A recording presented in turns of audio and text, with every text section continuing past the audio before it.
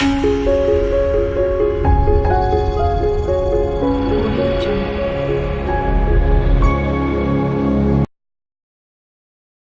dia a todos. Meu nome é Thiago Monteiro, eu sou engenheiro de aplicação na OpenCAD e eu serei o apresentador desse webinar sobre novidades Simulink R 2019A. Eu tenho aqui comigo uma equipe de apoio que vai me ajudar a atendê-los durante a apresentação. Só para a gente, antes de começar, alguns avisos. Os microfones de vocês ficarão no modo mudo e caso vocês queiram fazer alguma pergunta por voz, basta clicar na mãozinha que a gente habilita o seu microfone. Dúvidas durante a apresentação, vocês podem utilizar o quadro de questões, que a equipe de apoio ela vai respondendo durante a apresentação, e algumas perguntas que forem mais recorrentes eu respondo posteriormente por voz no final da apresentação. A apresentação deve ter uma duração aí de uns 45, 50 minutos, com uns 10 minutos ao final para a gente trabalhar essas dúvidas. O webinar ele vai ser gravado, e ao final da apresentação vocês vão receber um link que vocês podem gravar baixar essa gravação, né? E a versão editada desse vídeo fica disponibilizada no canal do YouTube em até 3 dias.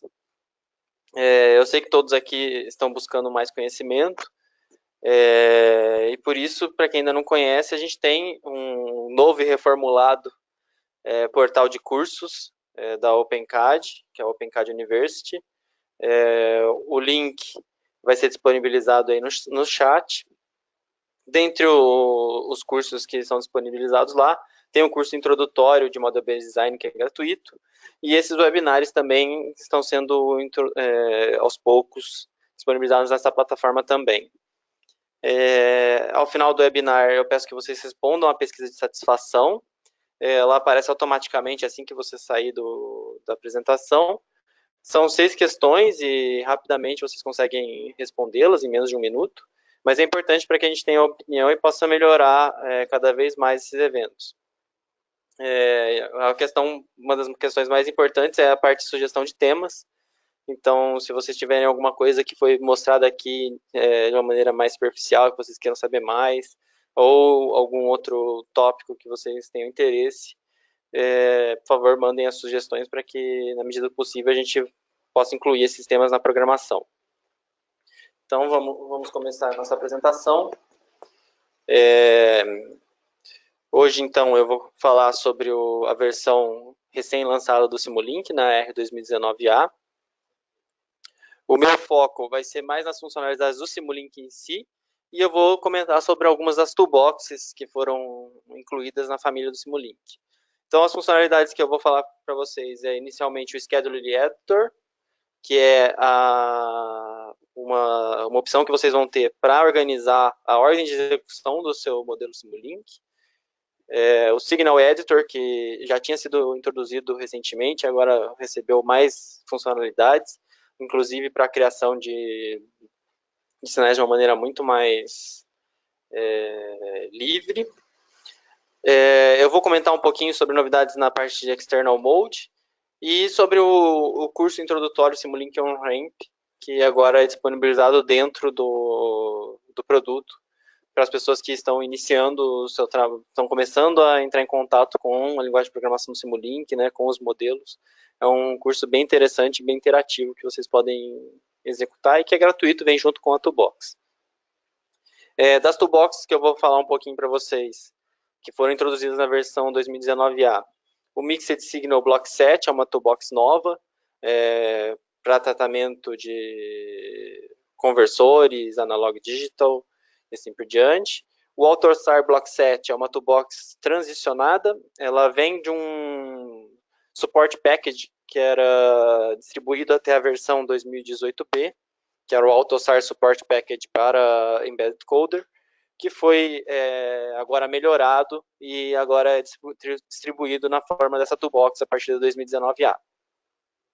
O SOC Block Set, ele vem para complementar as toolboxes que a gente tinha de modelagem e geração de código HDL e C, para permitir a modelagem completa de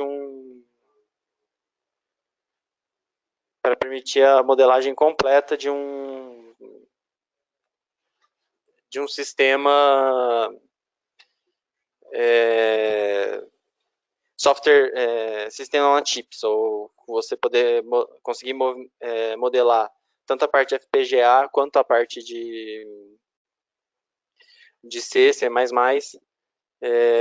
de uma maneira integrada.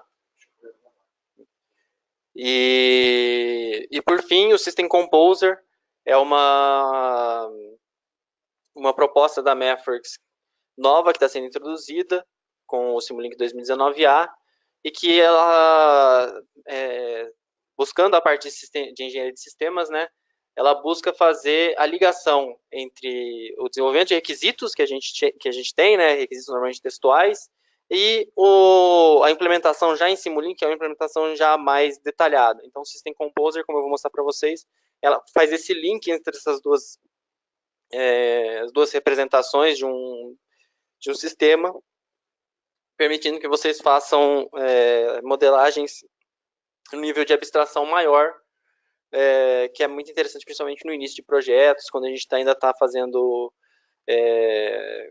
desenvolvendo conceitualmente ele, e também para fazer algumas análises de trade-off, como, por exemplo, num sistema que vai embarcado, ver se a massa que vai embarcada no nosso sistema é aceitável, não é? Está grande, e tudo isso a gente consegue fazer esse tipo de análise dentro do System Composer. Começando então com o Schedule Editor, ele permite que você ajuste a ordem de execução do seu modelo.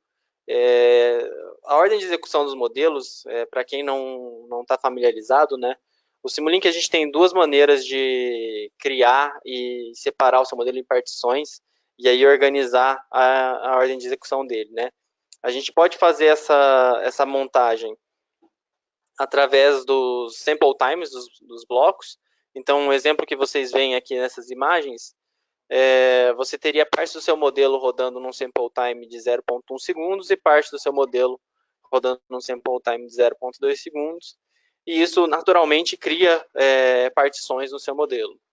A segunda maneira que a gente tem de organizar e estruturar a execução do nosso modelo é através de subsistemas que são chamados, né? Subsistemas function called subsystems, por exemplo. E aí, nesses casos, você tem alguns elementos do seu modelo que são chamados, esses function call subsystems podem ser chamados periodicamente ou não. E aí você tem também uma partição do seu modelo.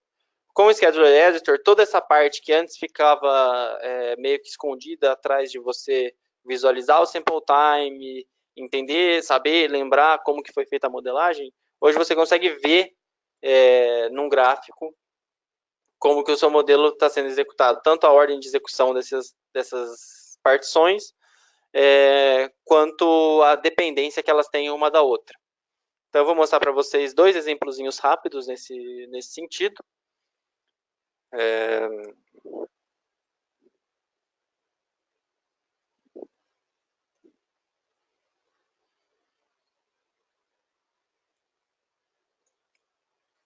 Esse primeiro exemplo, ele é particionado por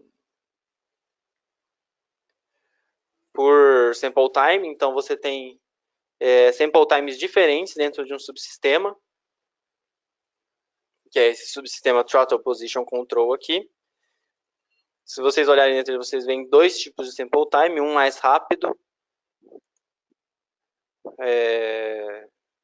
de 0.1 segundos, 0.01 segundos, e um mais lento, de 0.05 segundos.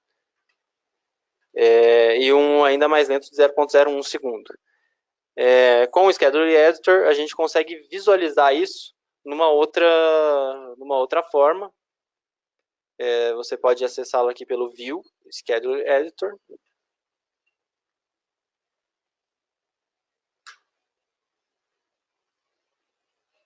E aí ele vai mostrar para a gente esses sample times e qual a relação de dependência entre eles. Então, ou seja, esse cara aqui, ele chama diretamente o 0.01 e o 0.05.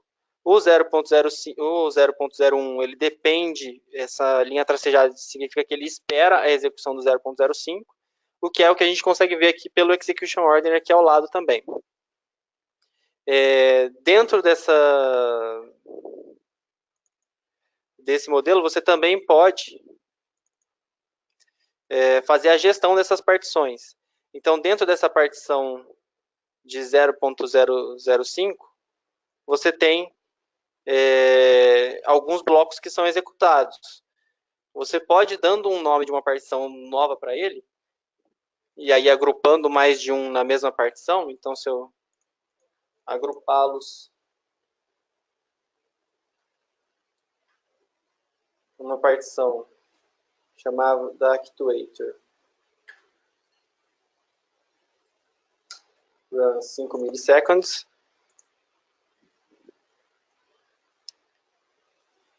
e separá-los das outras partições, eu vou ter ela aqui aparecendo no meu sistema. E eu posso organizar essas partições, principalmente partições que têm o mesmo sample time, né, que muitas vezes ficava a dúvida de o que o Simulink está executando primeiro e você teria que usar outras ferramentas de dentro do Simulink, como block order, e entender qual parte do Simulink está sendo executado primeiro.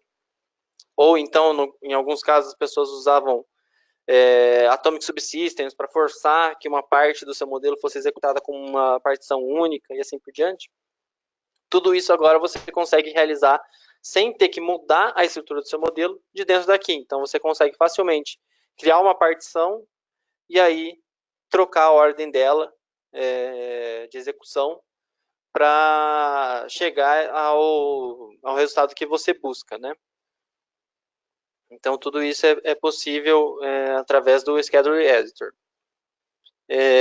Isso, nesse exemplo aqui, são para um sistema que é rate-based, né?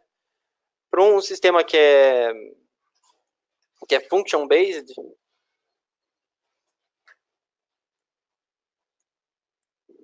que seria esse sistema aqui,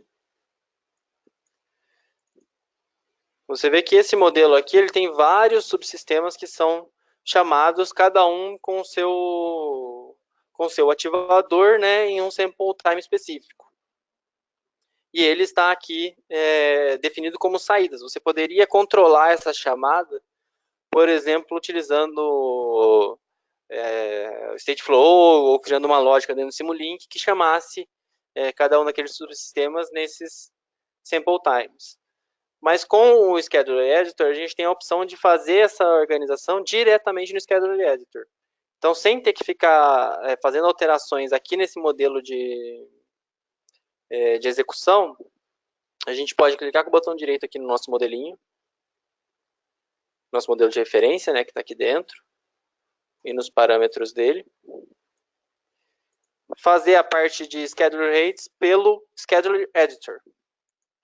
E aplicar. Você vê que aquelas entradas desaparecem, né? Porque agora a gente vai fazer o Scheduler com o Scheduler Editor. Aí clicando nesse botãozinho, ele traz o Scheduler Editor para a gente. E a gente consegue ver todos aqueles subsistemas com as suas chamadas, respectivas chamadas aqui, e a ordem que eles estão sendo executados. A gente consegue ver a dependência que cada um tem, né, em relação ao outro, e a gente pode reorganizar a ordem de chamada e ter uma ideia de como essas reorganizações impactam na execução. Então, ou seja, essa última troca que eu fiz com o controller e o controller run e o controller actuator, você vê que tornou com que a chamada do controller run fosse tivesse que esperar a execução desse cara aqui para aí poder chamar o controller actuator. Então, você consegue ver facilmente nesse grafo como que eles estão sendo executados, como o seu modelo está sendo executado, e aqui ao lado na tabela a ordem, além de poder editar essa ordem sem que tenha que ser feita nenhuma alteração dentro do seu modelo. Então, tudo isso é uma vantagem, mais uma vantagem do Scheduler Editor, que facilita muito a nossa vida, principalmente no desenvolvimento de softwares mais complexos, que tem múltiplos sample rates, interagindo entre si e variando de conexão um com o outro.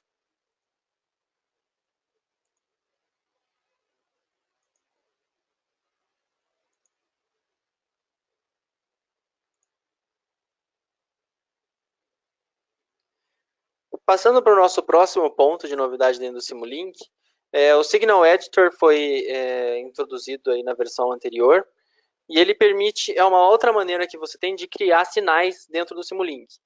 Ele permite que você crie tanto sinais simples, né, ou dimensionais, multidimensionais, e que você organize esses sinais em cenários. E agora, nas novas versões, você consegue até desenhar o seu sinal com uma série de ferramentas que facilitam a criação de sinal. Para a gente contextualizar a introdução do Signal Editor, né, eu montei aqui um pequeno modelinho com alguns tipos de inputs, né, que normalmente a gente usa em modelo Simulink. Então, quando a gente olha o modelo Simulink que as pessoas normalmente montam, né, e quando a gente monta os nossos próprios modelos Simulink, o padrão de I/O é o inputzinho aqui, a porta de input padrão, que normalmente a gente coloca nas interfaces do nosso modelo, né? Então, o nosso modelo de trabalho é aquele modelo onde está o nosso controlador, por exemplo, onde está a nossa planta. Ele vai ter nas suas interfaces alguns blocos de input desse tipo, que são para onde vai entrar os sinais, né? De excitação daquele sistema dinâmico, os sinais de controle e assim por diante. Para você fazer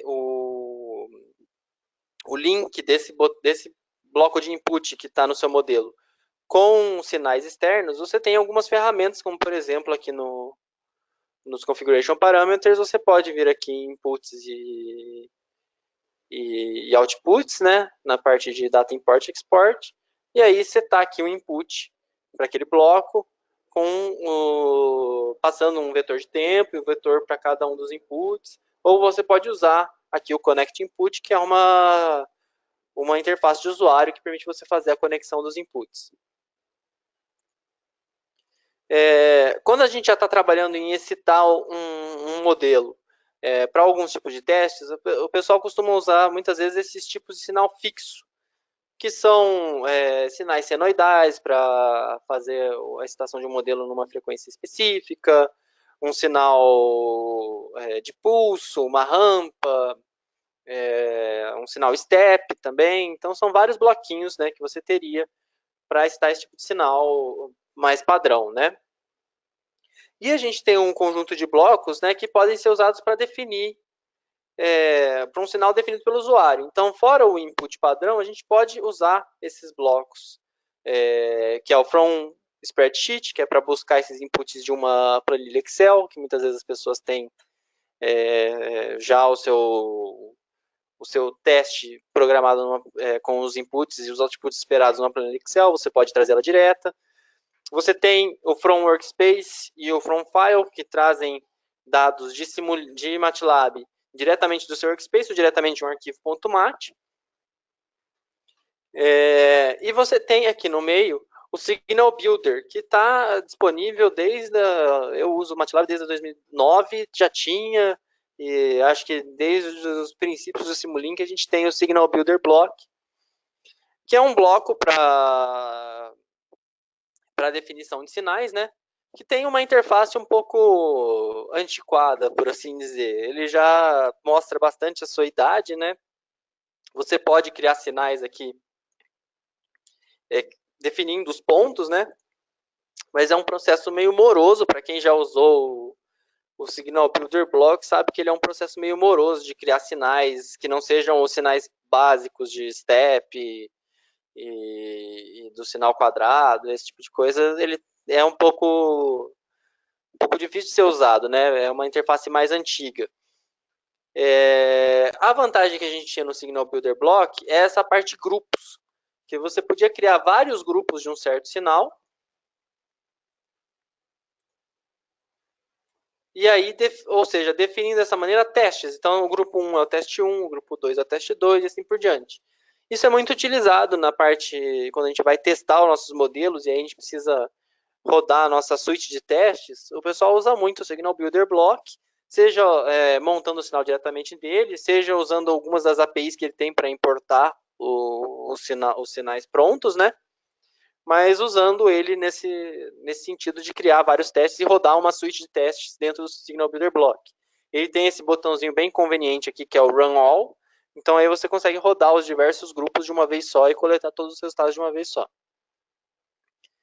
Mas isso já é uma coisa mais antiga, né? E hoje, então, na versão 2019A, foi introduzido o Signal Editor com o novo Signal Editor Block aqui. O Signal Editor ele vai ter uma funcionalidade muito similar ao Signal Builder. Então você vai conseguir criar cenários, que seriam os grupos do Signal Builder, são cenários no Signal Editor, e você vai conseguir criar os seus sinais, só que agora de uma maneira muito mais robusta, num ambiente muito mais atualizado, né? Então eu vou abrir o Signal Editor aqui.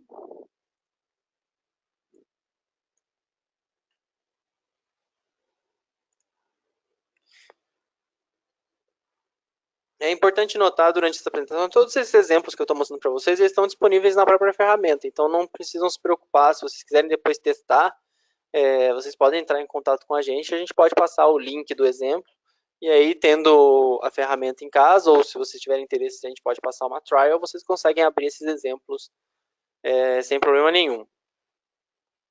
Então, aqui eu posso criar no Signal Edge, criar um cenário novo, né? E aí eu posso dar um nome ao meu cenário, deixa eu aumentar aqui. Teste 01. Esse cenário ele pode ser composto de um ou mais sinais, sejam ele buzz, function call e assim por diante. Então, eu vou adicionar um sinal aqui.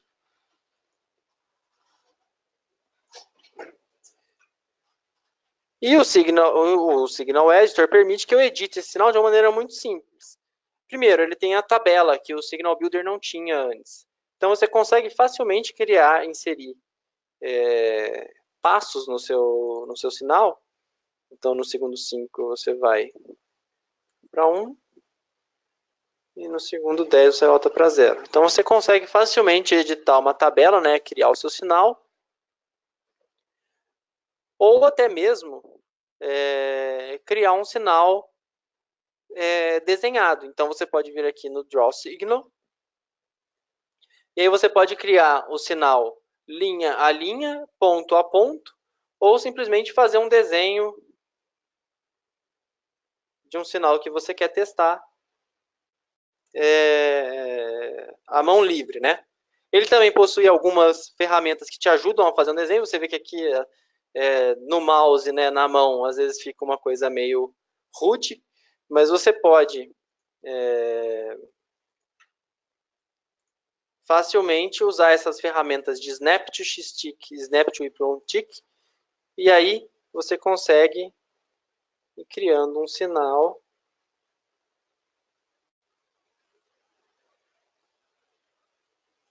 mais aceitável, que você pode depois editar os pontos dele, né?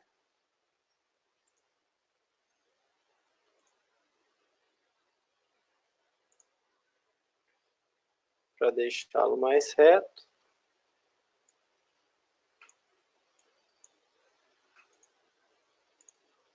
E simplificar o uso do sinal.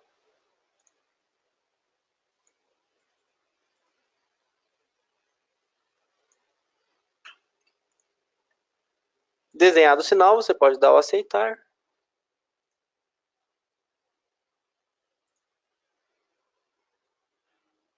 Voltar para o Signal Editor. O seu sinal está aqui, o sinal que a gente acabou de criar, né? E junto com o sinal criado vem a tabelinha dele. Então aí, se a gente quiser fazer um ajuste mais fino, a gente pode usar a tabela aqui e ajustar os pontos, né? Um pouquinho mais para um lado, um pouquinho mais para o outro aqui. Jogar no 0. E aí ajustando o nosso sinal pouco a pouco. Então, o Signal Editor vem na versão 2019A para ajudar nessa elaboração de sinais de teste, né? Montado o seu Signal Editor, você pode salvá-lo. Você pode salvar um arquivo .mat.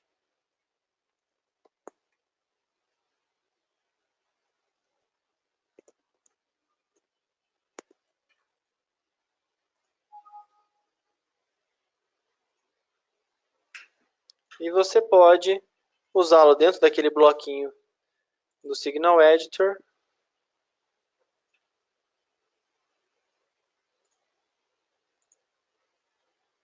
E ele vai aqui mostrar os cenários, tudo. Da mesma maneira que o Signal Builder, eventualmente, você pode rodar os vários sinais, selecionar quais sinais você quer e assim por diante. Perfeito?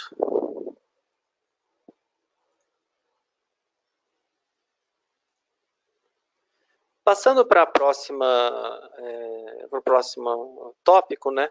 Foi introduzido na versão 2000 na verdade, um pouco de história, né? Lá no 2015B, foi introduzido ao Simulink a opção de os blocos de dashboard, que são esses blocos que vocês veem aqui embaixo, que permitem vocês fazerem botões, colocarem essas gauges e aí acompanhar a execução do seu modelo usando um painel de instrumentos, né? Então, efetivamente, criando um painel de instrumentos. Em alguns casos, por exemplo, no uso de modelos com os hardwares Arduino, Raspberry Pi, que são hardwares que o Simulink dá suporte nativo para você gerar código e embarcar, a gente tem a opção do que a gente chama de External Mode. O que é o External Mode? O External Mode é quando você, pegando o seu modelo de controle que você projetou no Simulink, você consegue gerar o código desse modelo, rodar ele dentro do seu hardware, então rodar ele dentro do Arduino, rodar ele dentro do Raspberry Pi, e o External Mode permite que você, em tempo real, né, enquanto o seu modelo está sendo executado lá, você conseguir mandar inputs diferentes, alterar parâmetros dentro do seu hardware para justamente fazer um ajuste ali do comportamento do seu controlador enquanto ele está rodando no seu hardware. Então, o External Mode ele foi introduzido, já existe para diversos hardwares, né? Já foi introduzido há muito tempo. O Arduino Mega é um dos hardwares que recebeu o External Mode bem no início, lá, eu lembro de 2013 já vi o External Mode com o Arduino Mega. E a novidade no 2019A é você poder juntar essas duas coisas que até esse momento não funcionavam juntos e fazer, por exemplo, um painel de instrumentos para um controlador que está rodando dentro do seu Arduino Mega ou Duo, né, e do seu Raspberry Pi, e aí ajustando os seus parâmetros e vendo a resposta dentro do seu painel de instrumentos. Então você consegue em tempo real e verificando como que o seu software está se comportando dentro do seu hardware, né? Eu não tenho aqui para mostrar para vocês esses hardwares mostrando, né? Funcionando em tempo real. Eu acredito que nós teremos um workshop mais para frente sobre o uso do Arduino, que deve abordar um pouco desse uso.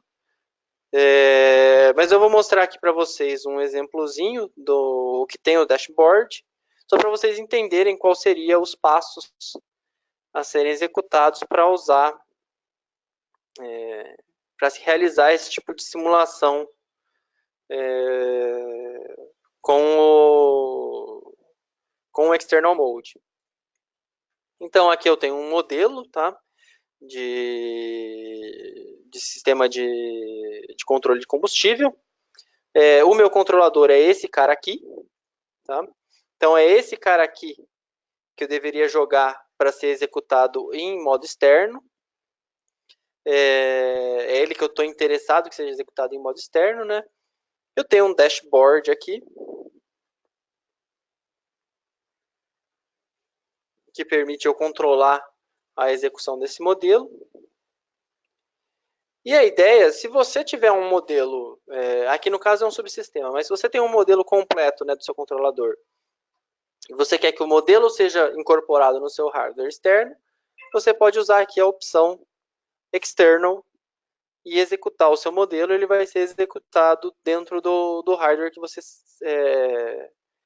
fez a configuração, né? Para aqueles que não conhecem, a parte de configuração de hardware é feita pelo Model Configuration Parameters.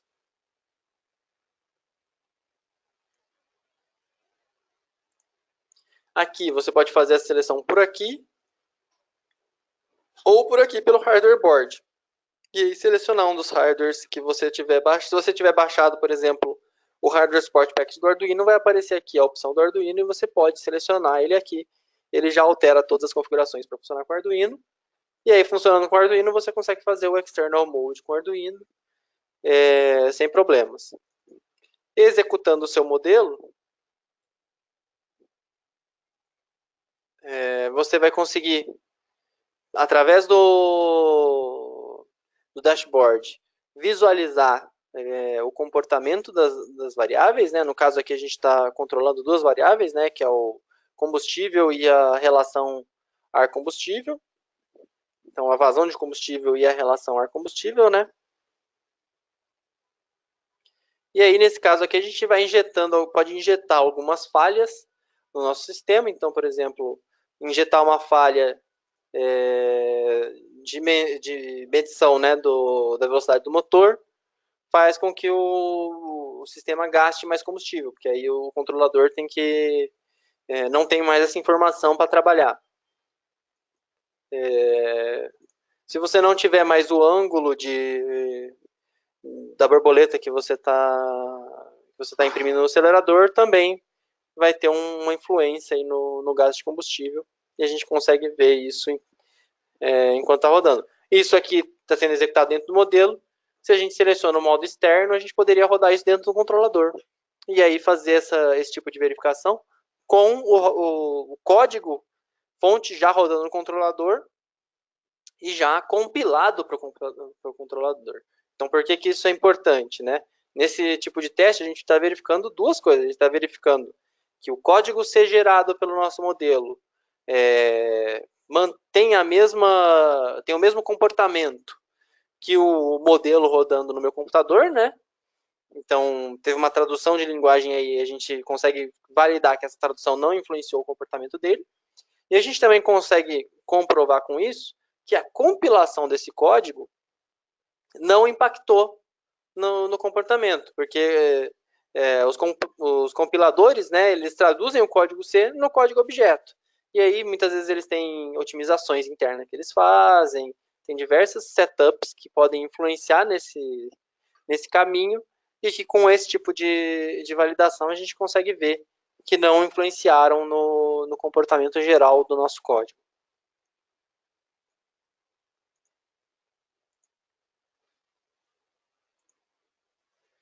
Um último ponto, então, para a gente tratar aqui do Simulink em si, né?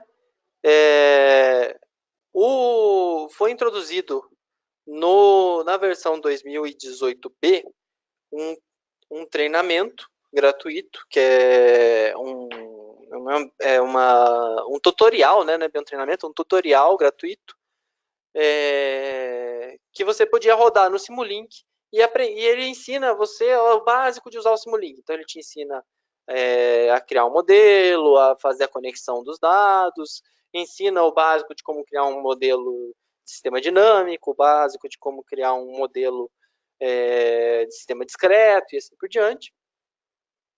E esse tutorial que ele está disponível desde a 2018B na forma de um add-on, então você podia baixar. Então, se você quiser rodar esse Simulink on-ramp na versão anterior, na versão 18B, você procurando no Add-on Explorer lá, você encontra a submissão do Simulink on-ramp através do File Exchange. E aí você pode baixar e instalar. Na versão 2019D, 2019A, ele foi incorporado ao Simulink. Então você consegue rodar diretamente do Simulink esse treinamento, sem precisar baixar nada, fazer instalação, nem nada desse tipo. Para vocês rodarem esse treinamento, ele fica disponível dentro da página inicial do Simulink. Então, se vocês abrirem aqui o Simulink, você vê que o Simulink ele vai ter aqui a parte de modelos recentes, de projetos, e como isso aqui muitas pessoas usam, né, para acessar rapidamente, o treinamento está lá embaixo. Então, dependendo do seu uso do Simulink, talvez o treinamento fique mais para baixo. E aí, lá no último item vai ser o Learn. E aí você tem o Simulink On-Ramp aqui, que se você clicar, aqui ele já está aberto, né? Ele abre esta página aqui do Simulink On-Ramp. O Simulink On-Ramp, então, ele é um treinamento, um tutorial para você usar o Simulink. Ele é dividido em várias etapas, que você pode completar partes delas e continuar. Você vê que ele mantém aqui anotado, né, qual o seu andamento, então quanto do treinamento você já executou. E o treinamento em si, ele é rodado dentro da plataforma do Simulink, com algumas coisas extras para te ajudar a visualizar o que você tem que fazer. Então você vai ter exercícios que você vai executar, né? Então no caso aqui, Connect Velocity ao bloco de Signal Assessment, e aí executar. Então você pode vir aqui, dentro do Simulink On-Ramp, conectar. Se você apertar submeter, ele já roda, né?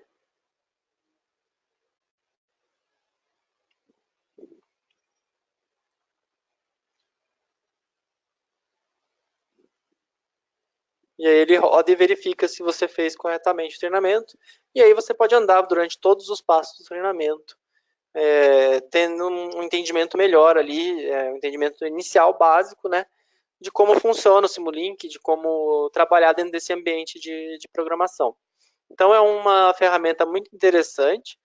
Ele complementa o que a gente já tem há um tempo maior, né? Que é o MATLAB On-Ramp, que também está disponível dentro do MATLAB. O MATLAB On-Ramp, aliás, ele está disponível até online. Se vocês tiverem interesse e quiserem trabalhar dentro do MATLAB, ainda não estiverem à vontade dentro da linguagem, o MATLAB On-Ramp ele dar um tutorial também inicial de uso do MATLAB que você pode executar online. O Simulink On-Ramp ainda não pode executar online, porque a gente não tem ainda um Simulink online, mas está disponível gratuitamente para quem tiver a licença do Simulink.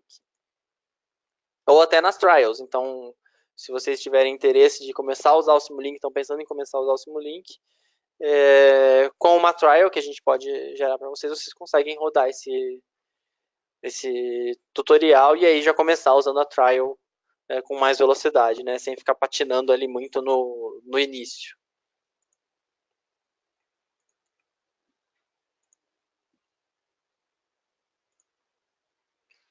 Perfeito. Isso encerra a parte dessa apresentação que está disponível dentro do Simulink. Então, se você tiver uma licença básica do Simulink, tudo isso que eu mostrei até agora você consegue usar, consegue aproveitar sem nenhum custo extra. Junto com as novidades do Simulink, né, foram introduzidas 4 novos block sets, que são toolboxes específicas para o Simulink, então que funcionam especificamente com o Simulink. O Mixed Signal Block Set é uma toolbox para pessoal de análise de sinais, né, que permite que você faça modelos de sistemas PLL e convertores analógicos digital, né, e a gente fala que são modelos white box, né. A gente tem no mercado muitas ferramentas que dão modelos black box, ou seja, é uma caixinha, você não sabe o que tem dentro daquele modelo, mas você sabe que eles representam um sistema PLL de tais características. Os modelos white box do Simulink, que é o que normalmente a gente oferece dentro do Simulink, são modelos que você consegue entrar dentro dele e ver como é que é a implementação, ver os sinais internos, adaptar o modelo padrão para uma situação específica que você possa estar enfrentando, que não seja aquela padrão. Então, essa é a filosofia principal quando a gente fala de modelos no Simulink, né? E ela se preserva na toolbox. Na toolbox de Mixed Signal para esse tipo de sistema. Se vocês tiverem interesse, vocês podem achar mais informações dessa toolbox. Ela está disponível, várias informações estão disponíveis no site da Mathworks, né? Então, se você procurar por Mathworks nos produtos, você consegue achar essa toolbox, ou Mathworks Mixed Signal, você cai nessa página aqui, onde você tem as informações básicas da toolbox, né? E como toda toolbox, ela vem com vários exemplos. Então, se vocês tiverem dúvidas e quiserem testar também esses exemplos, vocês podem entrar em contato com a gente pode gerar uma trial para vocês, e vocês podem testar esses modelos, tanto dos sistemas PLL quanto de ADC, e ver se eles se adaptam ao que vocês estão buscando, né? Outra toolbox introduzida para o Simulink nessa nova versão é o AutoSAR Block Set. Como eu comentei no começo da apresentação, ele é uma transição do Support Package de AutoSAR que a gente tinha até a 2018B. Então, até a 2018B, você tinha um Support Package que você podia baixar, tendo o Embedded Coder, você baixava esse Support Package, que permitia você fazer algumas coisas, algumas tarefas de modelagem relativas ao AutoSAR, por exemplo, essa parte de importar o ARXML do AutoSAR, exportar, tudo isso você fazia com o Support Package. A partir da 2019A, esse Support Package foi transicionado numa toolbox completa. E essa toolbox, ela traz tudo que o Support Package fazia, ela faz, e ela traz mais algumas novidades, como alguns blocos específicos de AutoSAR, para AutoSAR adaptativo e AutoSAR clássico, traz um suporte melhor a parte de dados, né? Dicionário de dados AutoSAR melhorou bastante do que era antes o AutoSAR Simulink Mapper que a gente tinha antes, né? Isso melhorou bastante. E no geral vai ser uma forma que a Mathworks tem de dar um suporte maior a essa forma de modelagem baseada em AutoSAR. Agora, tendo um time inteiro focado no desenvolvimento desse tipo de integração, né? O AutoSAR Block Set também tem exemplos disponíveis. Eu vou abrir rapidamente aqui um exemplozinho. Vou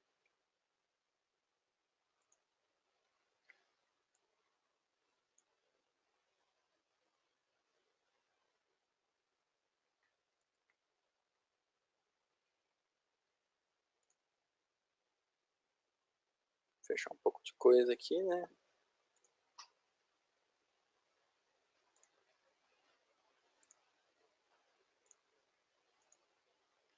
O exemplo disponível para o AutoSAR Block Set é um exemplo muito interessante,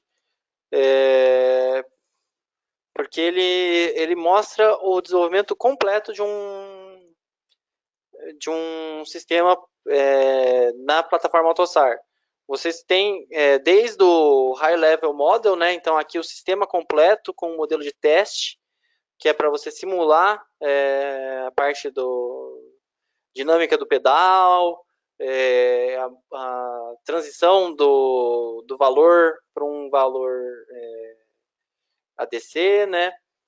O controlador em si, que a gente vai trabalhar dentro do AutoSAR, e aí depois toda a dinâmica da borboleta para ver se e os sensores, né, para ver se a borboleta respondeu ao seu input. Dentro do modelo, a gente consegue ver todos os componentes AutoSAR e você consegue simular essa parte de comunicação entre eles, né? Então você consegue simular todos os componentes individualmente ou nesse caso aqui em conjunto. E aí cada um desses modelos você vê que está tudo implementado em modelos de referência, né? E uma das coisas que foi alterada no 2019A, que é até aproveitar esse modelo para mostrar, é que agora os modelos de referência podem ser abertos na mesma página do modelo principal. Então, vocês veem que eu estou abrindo modelos de referência, mas ele não está abrindo novas janelas. Para eu abrir da maneira antiga, agora eu tenho esse botãozinho aqui, que ele abre como um top model. E aí eu posso pegar esse runnable de AutoSAR aqui e depois compilar ele e exportar para um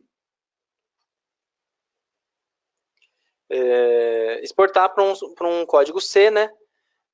Com o ARXML de AutoSAR já embutido para você fazer a integração depois no seu sistema AutoSAR. Ele vai compilar o modelo aqui, né?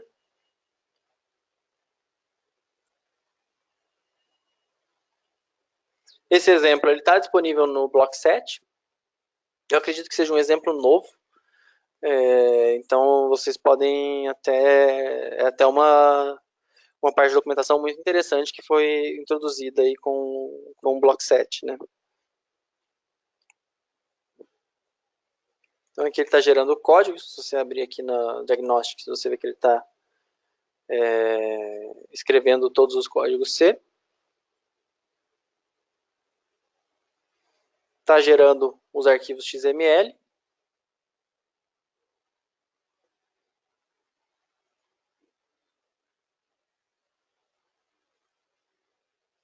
E aí, por fim, ele gera um relatório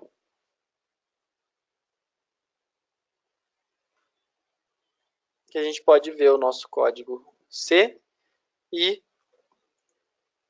os arquivos de interface estão aqui também, os ARXML para AutoSAR.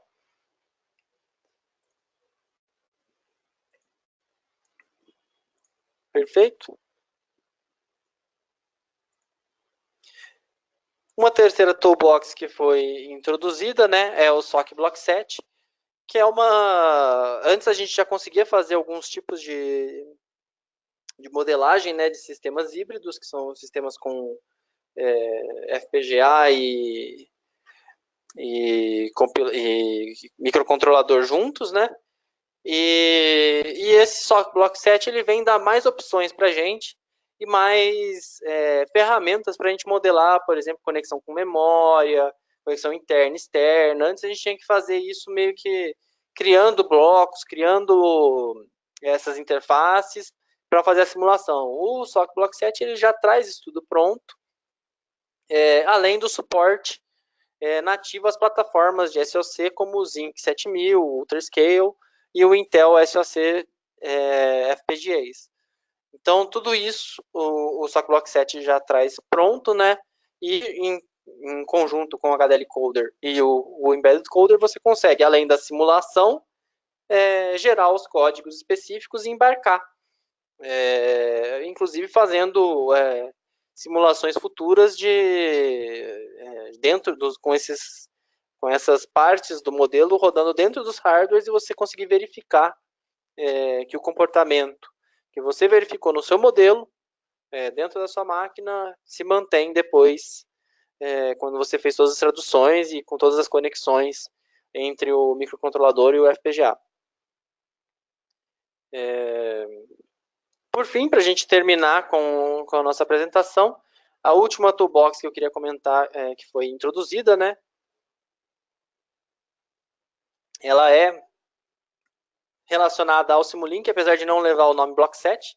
O System Composer, ele é uma toolbox que visa justamente criar uma ponte entre os requisitos e o modelo Simulink. Então, o modelo Simulink, para o pessoal que usa bastante Simulink, sabe que para você montar um modelo Simulink, você precisa criar, por exemplo, você vai criar o subsistema, você vai montar um subsistema, um bloquinho de subsistema, você vai colocar os inputs, outputs, só que o Simulink, como ele é uma linguagem de programação que simula e que tem que executar aquele coisa, ele está esperando uma implementação matemática. Então, muitas vezes você tem que dar detalhes das portas, quantas portas são, qual tipo de dado que vai passar para aquela porta, tudo isso, que nem sempre você tem a priori, quando você está trabalhando ainda nos requisitos, ainda está trabalhando numa etapa mais conceitual do seu projeto. O System Composer, ele permite que você crie esses diagramas de blocos gerais, então, em que você vai ter basicamente componentes, interfaces e conexões entre esses componentes.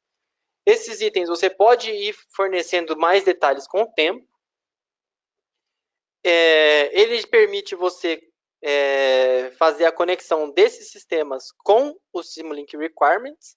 Então, você consegue, por exemplo, linkar com os requisitos do Simulink Requirements, cada um desses blocos, para já ir montando o negócio. E ele é totalmente rastreável para o Simulink. Então, quando você estiver pronto, você consegue migrar do seu System Composer para um modelo Simulink e aí completar internamente o funcionamento de cada um daqueles blocos conceituais, que inicialmente eram conceituais. Fora toda essa parte de rastreabilidade e verificação que o System Composer oferece, ele também oferece a parte de análise. Então, para você fazer uma análise de trade-off, de coisas que nem sempre são modeladas dentro do Simulink, e que muitas vezes as pessoas tinham que colocar dentro de uma opção, colocavam um bloco que não fazia nada, mas que tinha alguma informação extra. O System Composer permite você fazer esse tipo de análise já direto na interface dele. Eu vou mostrar para vocês rapidamente o System Composer, tá? Mas se vocês tiverem interesse, é uma ferramenta nova muito interessante que foi introduzida agora. É uma plataforma nova, né? Mais do que ser uma ferramenta, é uma plataforma nova. Então, se vocês tiverem interesse, depois entrem em contato com a gente para que a gente possa ou apresentar pessoalmente ou até marcar um webinar nesse sentido. Até por causa do nosso tempo, não vou conseguir entrar muito no detalhe aqui do System Composer.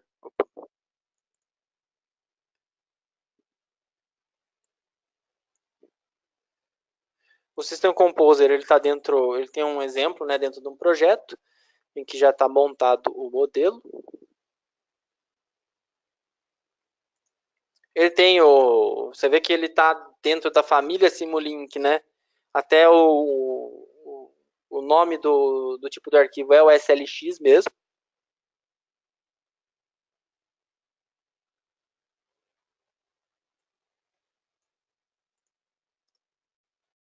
E aqui vocês conseguem ver um exemplo de um UAV, né? Em que você tem vários sistemas, como propulsão, faz controls, e ela aqui já está totalmente populado. Você vê que dentro deles você tem bloquinhos, né?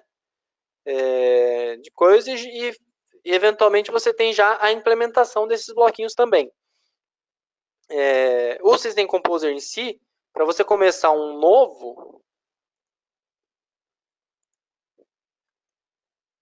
ele pede muito pouco para que você possa já montar a sua arquitetura, né? Então, você com poucos cliques, então, criando aqui um componente, hardware, outro componente, software,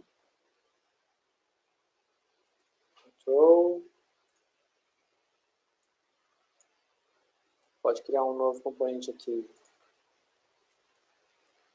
hardware, sensor, e aí você pode ter uma conexão, o seu hardware vai levar algum tipo de dado para o seu sensor vai alimentar o seu sistema de controle. Ops.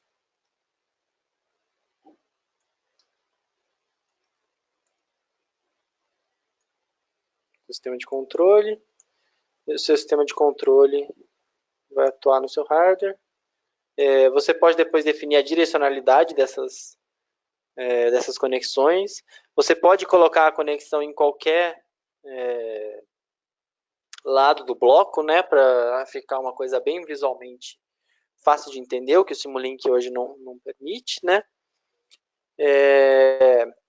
E caso você tenha interesse de fazer alguma análise, né, aqui na parte de Architecture você tem a parte de análises.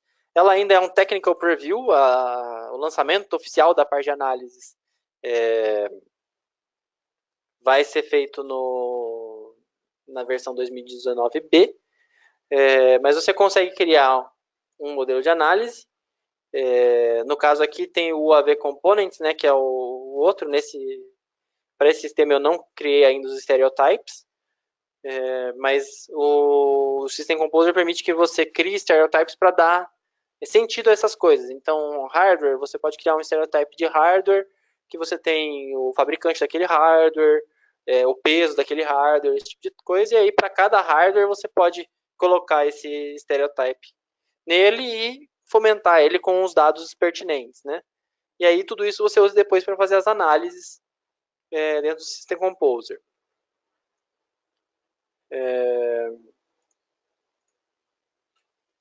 Mas pegando aqui o nosso modelo,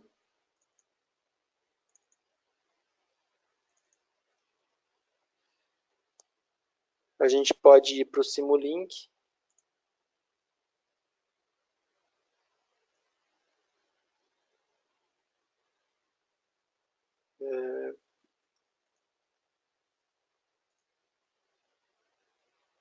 Cadê o modelo Simulink?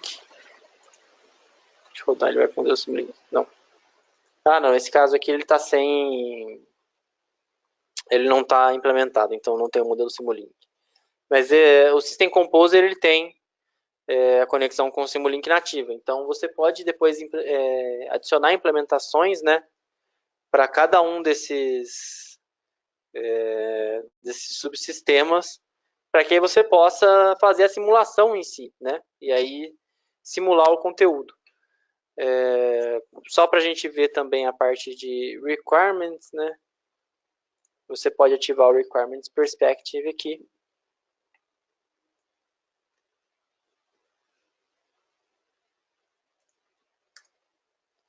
E ver os requisitos. Aqui não está com nenhum requisito aplicado, né? Mas se você tiver requisitos distribuídos, eles aparecem aqui e você consegue fazer o link dos requisitos com o seu modelo do System Composer, assim como a gente faz no Simulink, né? Usando o Simulink Requirements. Perfeito? Eu passei aí um pouquinho do nosso tempo, né? Mas vou dar uma olhada aqui na coisa de dúvidas. Se vocês tiverem mais dúvidas, por favor, podem mandar no painel de perguntas, né? Eu vou tentar responder algumas delas aqui.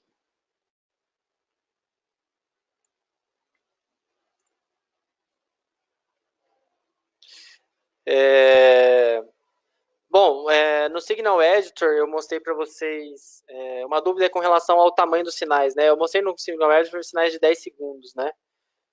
Se você simula mais tempo do que o sinal está definido, ele mantém o valor último dele.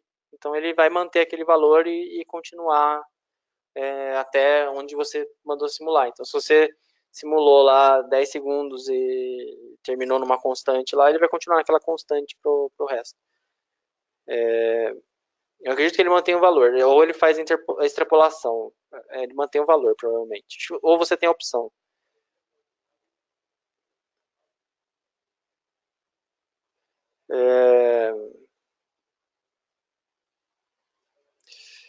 No caso, o external mode, você pode... uma dúvida é com relação ao modo externo, né? Se você pode ter o dashboard num modelo e o modelo que vai ficar externo em outro modelo, né? Essa dúvida, no caso, o dashboard ele precisa conectar com coisas dentro do modelo. Uma limitação mais do dashboard, menos do external mode. Mas você pode mandar só um pedaço do modelo para ser executado fora.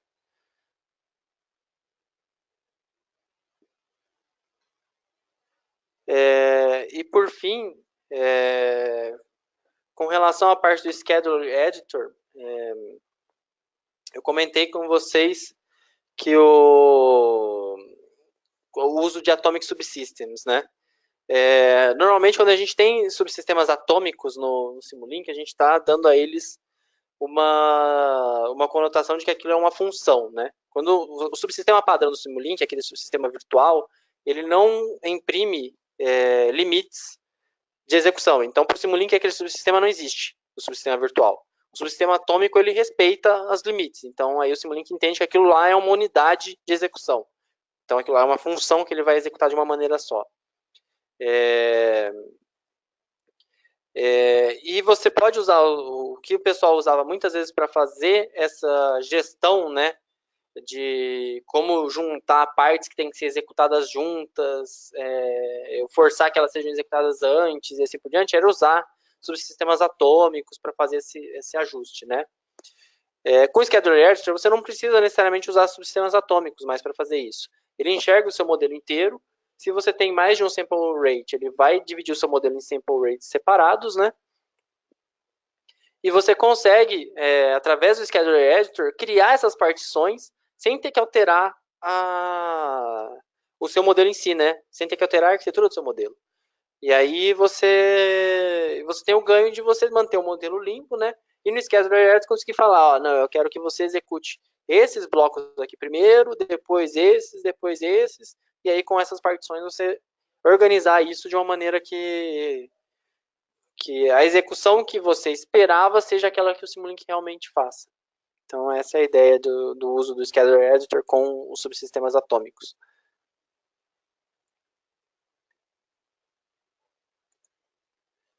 Bom, pessoal, eu não estou vendo mais nenhuma pergunta aqui. Eu agradeço, em nome de toda a equipe OpenCAD, a participação de todos vocês. Peço que fiquem atentos que os novos webinars, a gente está realizando webinars semanalmente, a não ser semanas que às vezes tem algum feriado, alguma coisa assim que a gente acaba pulando, mas praticamente toda semana a gente tem webinars que estão sendo divulgados por e-mail e redes sociais.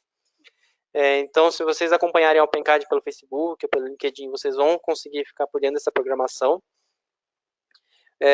Eu convido a todos para fazerem a inscrição no nosso canal do YouTube, que além dos vídeos dos webinários já tratados, né, já condensados, vocês têm outros tópicos lá que são disponibilizados, vocês podem acompanhar. A equipe de apoio vai colocar os links de todas essas páginas no chat. Eu espero que vocês tenham gostado desse webinar e espero vê-los em outros eventos. Por favor, deem sugestões de temas depois no final. A gente gosta muito de fazer essas apresentações, de interagir com vocês nesses webinars. Muito obrigado pela atenção.